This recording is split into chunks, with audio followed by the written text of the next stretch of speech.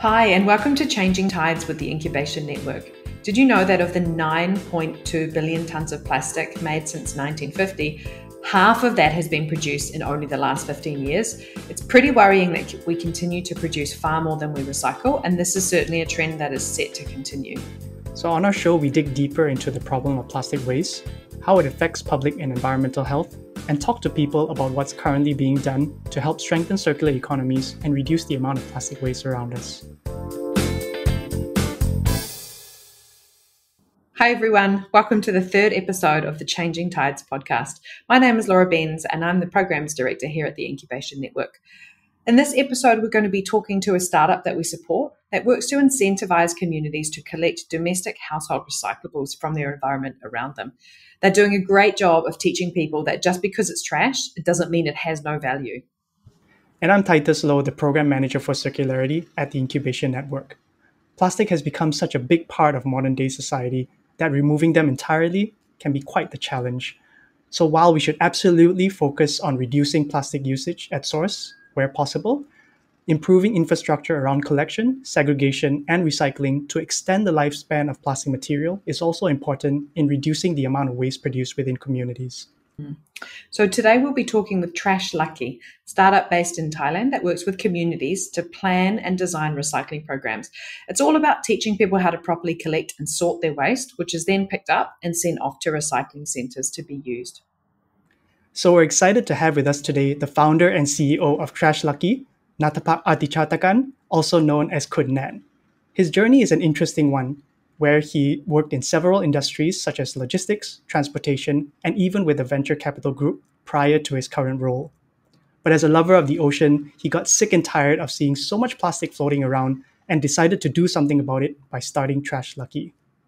So stay tuned as we welcome Nat on this episode of Changing Tides.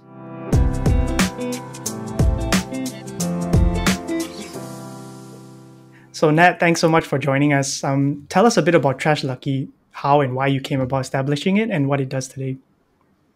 Sure. So Trash Lucky is building a smart recycling bin infrastructure that connects post-consumer recyclables with independent waste collector. So by recycling waste into the smart bin, people can earn raffle tickets, like lucky draw tickets, for winning gold and other prizes on a monthly basis. And when the bin is full, it will alert our partner waste collector to collect and buy the deposited recyclables, such as plastic, paper, glass, and metal.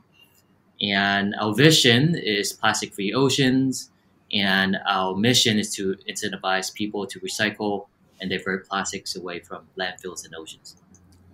Great. So maybe you could tell us a bit more about the inspiration behind you starting this venture.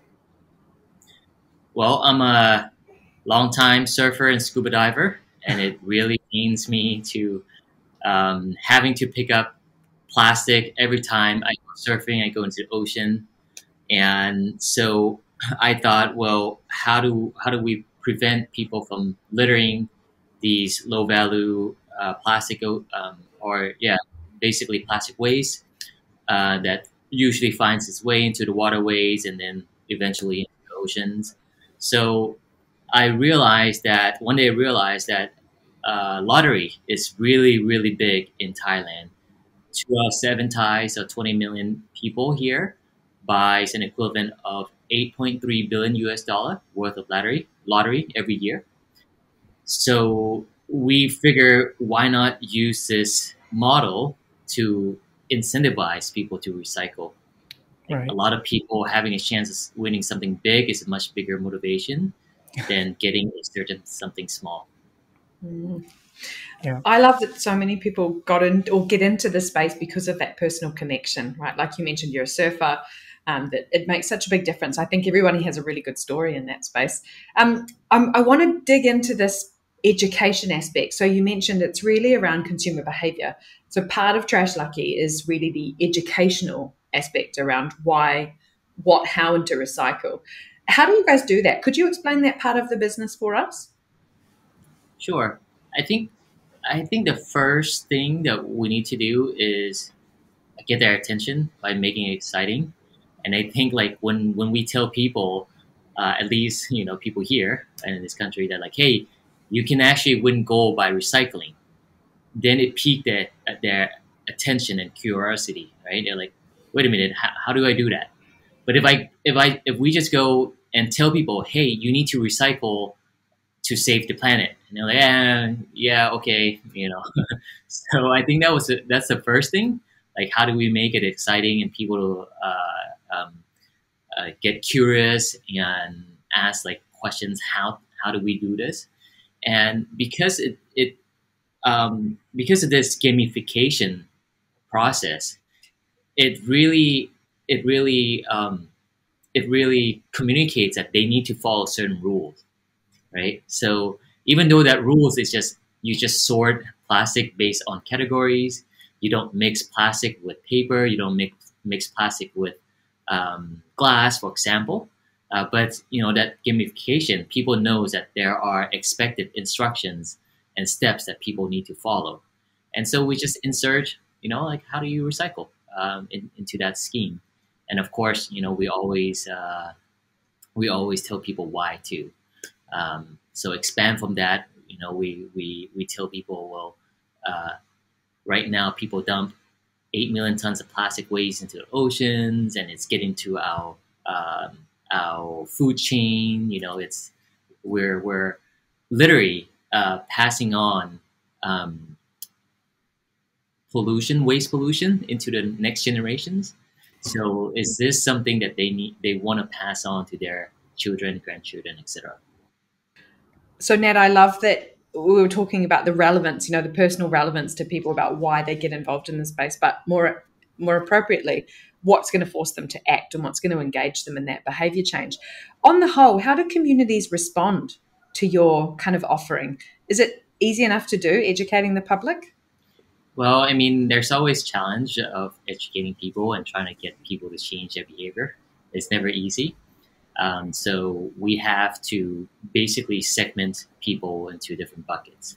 And one of the ways that Trash Lucky segment people are based on their kind of incentive, their motivation. So we divide people into 3 groups. So the first group is the reward seeking. So these are the people who are like, hey, what's in it for me? If I do this, will I win gold? Well, what prize will I win? Second group is the eco-conscious.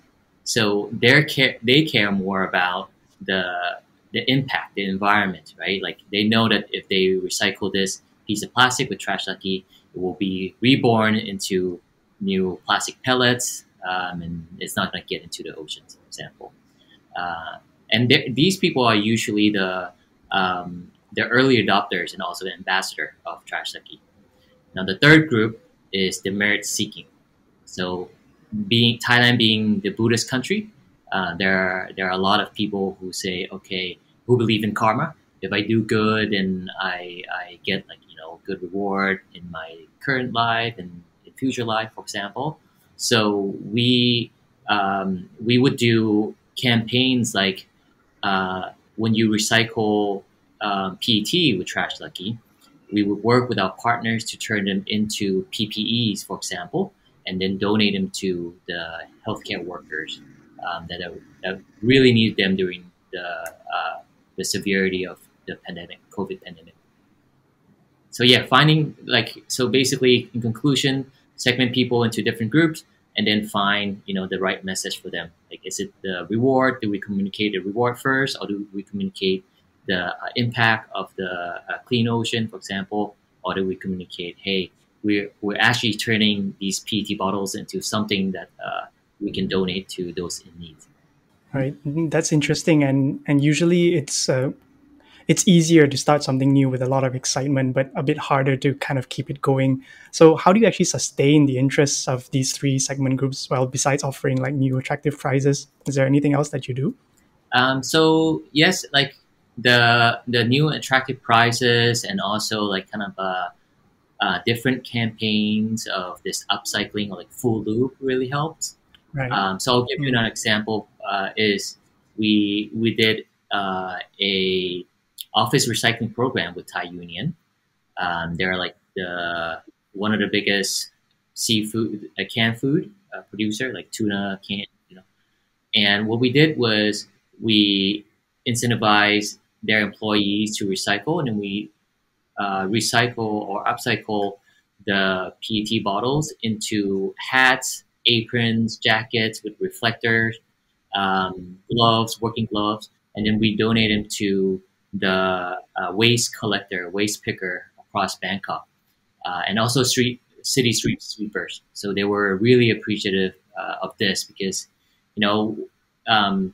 Thailand recycling rate is only 25%, so it's not that much, but 70% of what gets recycled pass through the waste collector, waste picker, and they're often overlooked. They're like the backbone of recycling in Thailand and much of the Southeast Asia. So you should see like the look on their faces when they get like this goodie bags of new clothing and also like tuna cans.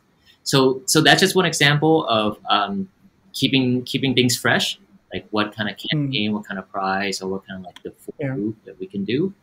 But then also our platform tracks the or give each member like a tracking kind of dashboard to see how much they have recycled and what type of waste they have recycled. So they can compare that with their friends, for example, or set their own goals. And yeah, speaking of partnerships, I think we understand that Trash Lucky has recently worked with local companies in this space to improve the feedstock for hard to recycle and low value plastics. Can you tell us a bit more about who you've worked with and a bit more of what this is about? Yeah, we work with various partners, and the thing about the difficult to recycle materials is always important to find the right recycling partner on kind of like downstream after collection and aggregation, right? Because many of our members start with just simple stuff to recycle, like PET bottles, right? And then I think that's, if we go back to the education, that's one of the things that we try to get people to do. Like, don't worry too much about like sorting 10 different things. Just identify the one easy thing first and start with that. And it's always been a trend that then they come back to us and say, hey, I noticed that this plastic doesn't have, for example, recycling code. What is it? Then they get like curious. Okay, how do I sort more? And also like these difficult to recycle materials such as the UHT cartons, aseptic packaging, for example. And when they ask these questions to us, we always have to evaluate like, well, do we have a recycling partner? And if we don't, those materials do not gets recycled. They go to landfill, and there's no point for us to collect. So one of our partners we work with is Eco-Friendly Thailand, who recycle the UHT cartons, and I remember like the first time we sent the first batch to them, they were very impressed about the quality of the material that we were able to get, because if you start people out from recycling simple stuff like water bottles, all they do is just compress to save space, dump out the liquid, that's it. But then if you move them to the more difficult to recycle, like UHT cartons, they need to cut out the ear, the corner, and kind of like rinse out the water. If we start them with that, they'll be like, hell no, that's too much. But like after having recycled PET bottles, they're like, okay, that's not too difficult. I can also sort one more things, and that's why we're able to get like grade A material for our recycling partners, such as Eco-Friendly Thai. Right. Yeah, and two really beautiful examples of the value of partnerships, I think, what you've just explained to us. I'm really keen to go a bit broader now, and for any sort of budding entrepreneurs or startups that are out there in Thailand, I would love to hear, and I think they would too, what is the biggest challenge that you've faced as a startup in Thailand? Knowing that you're a startup based on making an impact, a positive impact, what's going on? What are some of those challenges and hurdles that you've had and faced in the past year or couple of years? Well, maybe if I can answer it to just being a startup doing waste collection in Thailand, because then it's very specific to Trash Lucky and the challenges that we face. I think the biggest challenge for being a startup in waste collection is the very low value of these materials. So in my previous career, I ran logistics startups. So, I yearn for those days of each transaction having so much value. But, right now, we got to work so hard. We have to create awareness. We got to educate people and get people to change their behavior and get people to sort materials and get them to us. And with 1 kilogram of material, we only make 5 baht, which is, what is that? 16 cents or something like that.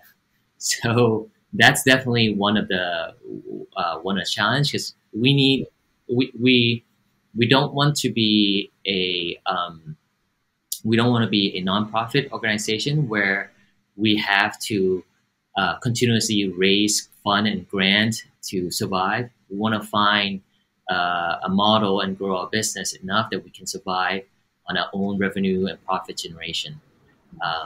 So then the question is, what do we do? How do we scale this kind of pennies business to a big scale so that we can make enough revenue and increase our impact?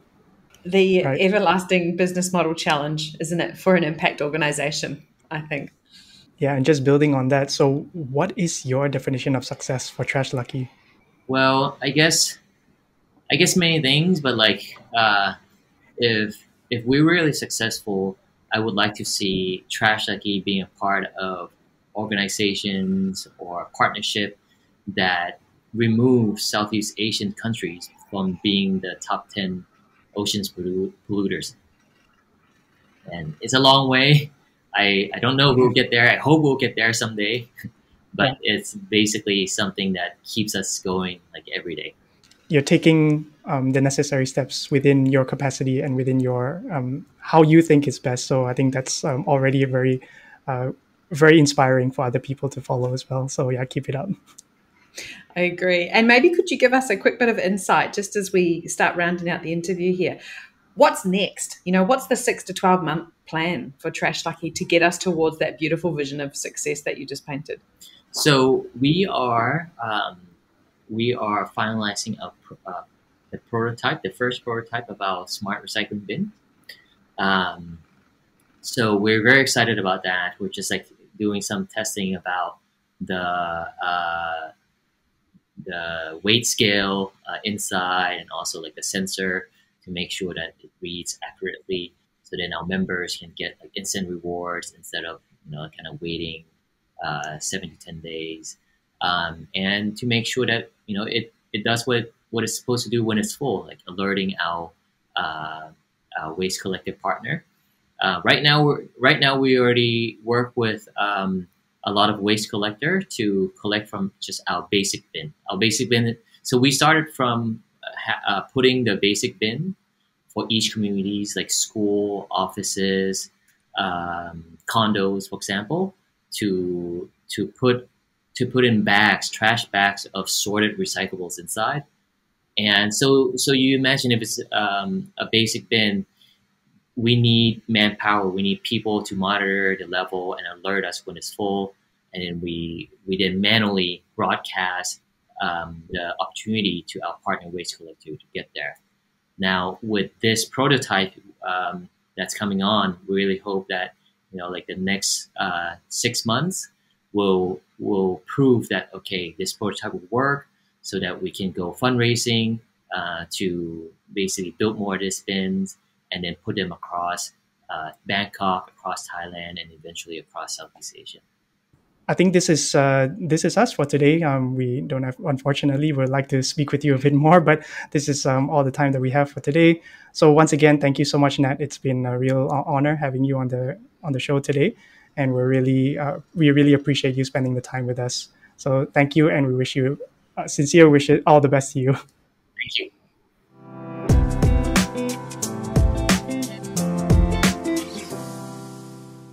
So Titus, so great to talk to Nat. I mean, he's doing such amazing things, and I really, really love the detailed degree to which they're trying to understand humans, right? Human behavior. And what came up for me, I was thinking about the innovation adoption curve. I'm not sure if you're familiar with it. So the old, it's not really a bell curve, but you think about early innovators, the early adopters, early majority, late majority, and how you get people on board. They seem to be paying such close attention to where people are at that and what is the hook that's going to get them involved, right? That's going to get them excited to do something about it. Yeah, basically seeing a problem and thinking a little bit out of the box on how to actually incentivize others, because recycling has been preached for many, many years now, and we have still not progressed to where we want to be. So I think he's definitely brought something fresh, something, like you said, a hook for people to actually think about maybe behavior change and think about their waste. So that's what stood out for me as well. And I think this gamification element, right, his acknowledgement of the Thai culture, recognizing that culturally people are really into lottery, the gamification has aspects which get exciting for people, engaging them, kind of creating that incentive for participation. For me, that was really amazing. And we've not seen any of that, have we? Across the board, all the other support organizations we support, I feel like Trash Lucky are doing something really unique. Yeah, I don't think I've seen it as well. And I mean, there could be some maybe pros and cons to it, but I think as long as the important thing is some awareness generation. And if his smart bin approach works as well, I think that would be a really huge step in his business model as well. I truly did think you were going to ask for him to send that prototype down to us in Singapore. Maybe in the future. Yeah, let's ask for one. Yeah, Laura, I think another thing that was particularly inspiring from this conversation was just his story of how he started. Like he mentioned he was a surfer, and he just was maybe quite literally, or maybe a bit of an exaggeration, but swimming in trash. He saw so much, and he just felt like, I need to do something about it. And he went out and just started Trash Lucky and just really brought an out of the box thinking to solve a problem that he saw. So that to me, I'm always inspired by these stories where people experience something and just choose to do something about it.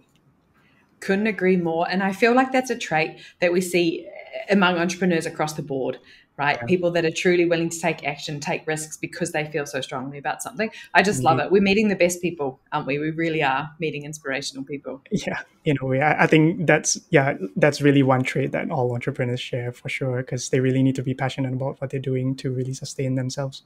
Yeah. And I think what's nice is if we look forward to what's coming next week, Nat actually touched on the fact that in Thailand in particular, the informal sector plays such a key role in making sure that plastic is actually recycled. So I think while that is it for this episode, and thanks for listening, we will hopefully see you all back here in episode 4. Now we're going to be talking to Nailini from Hasira Dalar, really about one of the key cornerstones and unseen parts of the recycling system in Asia. Hasira Dalar work with an army of informal plastic waste collection workers, and they play a huge role in keeping their cities in India from being overwhelmed with plastic and general waste. So I look forward to being able to share a bit more about that next week. Thanks, and see you next time. This has been Changing Tides with the Incubation Network. The hosts were Laura Benz and Titus Lowe. Follow the Incubation Network on LinkedIn, Facebook, and Twitter. For more episodes, visit the Incubation Network website or download them on your favorite podcast service. Copyright The Incubation Network and Second Views.